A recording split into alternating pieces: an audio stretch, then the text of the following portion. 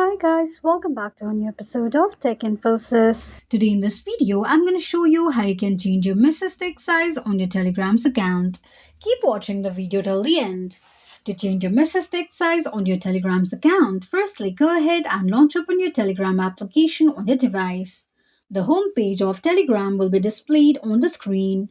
Tap on Profile option at the bottom right corner of the page. Click on Settings option. You will end up on the settings page of your Telegram's account. Tap on Chat settings option. Now to change the message text size, slide the slider to right side to increase the text or left side to decrease the size of a text. This is how you can change your message text size on your Telegram's account quickly and easily just in few steps.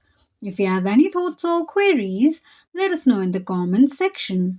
Don't forget to subscribe to our channel for further updates.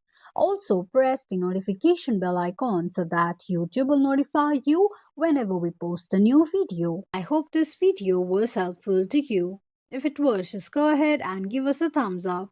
Feel free to comment down any suggestions or improvements to be made to our channel by commenting on the comment box. We will be looking forward to upload more contents and tutorials on the upcoming video for your convenience. Thank you so much for watching.